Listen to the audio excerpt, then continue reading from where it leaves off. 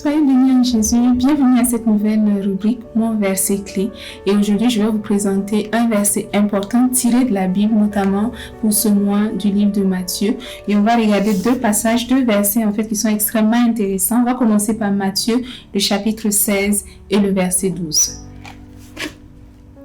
Alors ils, c'est-à-dire les disciples de Jésus, comprirent que Jésus avait dit de se garder non pas du levain du pain, mais de l'enseignement des pharisiens et des sadducéens.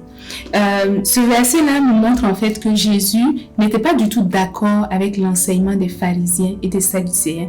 Il a même conseillé à ses disciples en cette occasion de se méfier de cet enseignement-là. Donc pour nous aujourd'hui, c'est très important de comprendre qui sont les pharisiens, qui sont les sadducéens, pour que nous aussi nous fassions attention. Donc, qui sont les pharisiens dans cette situation? Les pharisiens, c'était un groupe de la société qui, au temps de Jésus à cette époque et qui existe aujourd'hui encore. Donc à cette époque, ils prônaient que l'on devait obéir à la loi de Moïse de manière extrêmement précise. Donc ça, c'était le principe, on va dire la théorie. C'est ce qu'ils disaient, on doit obéir à la loi de Moïse. Mais dans la pratique, ils s'étaient créés des traditions. Eux-mêmes, ils ont créé des traditions, ils ont créé des lois, ils ont créé des commandements qui n'avaient plus rien à voir avec la loi de Moïse, qui n'avait plus rien à voir avec l'intention de Dieu quand il avait communiqué la loi de Moïse au départ. Donc la loi des pharisiens, parce que eux ils avaient leur loi à part, ce n'était plus juste la loi de Moïse, mais leur loi à eux contenait 613 commandements. Donc ils avaient une liste de commandements, il y en avait 613 précisément, et il y avait 248 parmi ceux-là qui étaient, on va dire, les commandements obligatoires, des choses qui étaient absolument nécessaires à faire. Et il y avait tout le reste qui était une série d'interdictions. Donc, par exemple, tu ne sortiras pas le jour du sabbat, tu ne feras pas ceci, tu ne feras pas cela. Donc, ils avaient énormément de commandements. Et ces commandements étaient nés de leur propre tradition. C'est eux-mêmes qui avaient créé ces commandements. Ça n'avait rien à voir avec ce que Jésus ou ce que Dieu avait communiqué à Moïse au départ. Donc, il y avait ces pharisiens qui avaient leurs commandements. Par exemple, sur la question du sabbat, si on prend le sabbat, parce qu'ils avaient beaucoup de difficultés avec Jésus sur ce point, ils avaient développé 39 catégories d'activités interdites. Notamment, vous voyez, c'est pour ça que quand Jésus faisait des miracles le jour du sabbat, ils trouvaient que Jésus n'avait pas le droit de créer un miracle. Donc, même s'il n'y avait pas ce commandement, ils allaient fabriquer un sur place pour dire que le jour du sabbat, on n'a pas le droit de faire un miracle. Et ce commandement n'avait rien à voir avec la volonté de Dieu. Et c'est ce que Jésus leur reprochait le plus souvent. Quand on parle des Sadducéens, qui sont les Sadducéens? Les Sadducéens, c'est un groupe, ils ressemblaient aux pharisiens. Ils étaient vraiment similaires pour ce qui était des commandements, des pratiques, des façons de faire. Mais la différence se situe au niveau de leurs convictions. Les Sadducéens, par exemple, ne croyaient pas en la résurrection des morts. Donc, en cela, ils étaient différents des pharisiens qui croyaient qu'on ressuscitait des morts après la mort. Donc, les sadducéens ne croyaient pas, mais ils avaient les mêmes pratiques, ils avaient les mêmes œuvres. Et enfin, il y avait les scribes. Les scribes, c'est eux aussi qu'on appelle les docteurs de la loi. C'est eux qui étaient, on va dire, les garants du message de la loi. Beaucoup parmi les scribes étaient aussi des pharisiens. Aujourd'hui, c'est vrai, on sait que ces pharisiens, ils ont vécu à l'époque, ces sadducéens, ils ont vécu à l'époque. Qu'est-ce que ça représente pour nous aujourd'hui, pour vous et moi qui sommes dans notre société actuelle?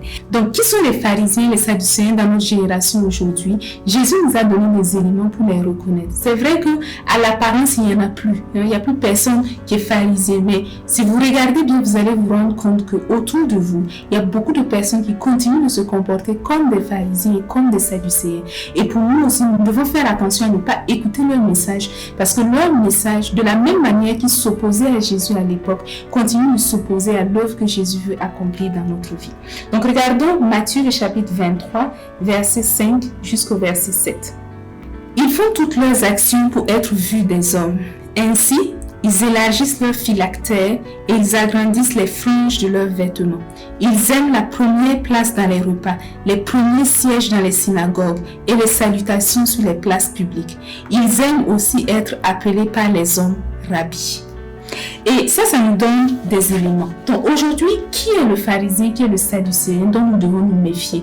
Toutes les personnes qui viennent devant nous en mettant de l'avant les œuvres, en mettant de l'avant leur réalité apparente, en mettant de l'avant leurs compétences physiques, leurs compétences apparentes. Nous devons nous méfier d'eux, nous devons les traiter comme des pharisiens, des sadducéens. Dans beaucoup d'assemblées, dans les églises aujourd'hui, il y a des gens qui viennent avec des titres. Moi, je suis le pasteur. Moi, je suis le bishop. Moi, je suis ceci. Je suis l'archibishop. Il y a tellement de titres qui existent aujourd'hui. Ils veulent occuper les places les plus élevées dans l'assemblée. Ils veulent qu'on les salue d'une certaine manière. Ils veulent qu'on les honore d'une certaine manière. Ce sont des pharisiens, ce sont des scribes, ce sont des sadducéens. Il y a aussi beaucoup d'autres caractéristiques. Et si vous lisez tout le chapitre 23, vous allez pouvoir discerner autour de vous qui sont les personnes qui se comportent de cette manière dans votre environnement. Et retenez le premier message que je vous ai donné. Jésus nous dit, méfiez-vous de l'enseignement des pharisiens et des sadducéens. Comme Jésus l'a recommandé à ses disciples à l'époque, nous aussi nous devons marcher dans la même direction. Si nous écoutons les pharisiens, si nous écoutons les sadducéens, si nous écoutons leur enseignement, nous serons éloignés de la volonté de Dieu pour notre vie. Et nous ne pourrons pas atteindre le potentiel et l'excellence que Dieu nous permet d'accéder parce que normalement nous sommes ses enfants. Donc je vous encourage à marcher suivant la direction du Saint-Esprit, à rejeter l'enseignement des pharisiens au quotidien, à refuter l'enseignement des sadducéens au quotidien. Soyez bénis en Jésus et à bientôt. Suivez-nous sur les réseaux sociaux, sur Facebook, Instagram à l'adresse Jeunesse Foundation. Visitez notre chaîne YouTube à l'adresse Jeunesse Foundation et visitez notre site web à l'adresse www.fondationjeunesse.org. Nous y postons des ressources qui sont accessibles gratuitement, qui vous aideront à grandir dans votre relation avec Jésus.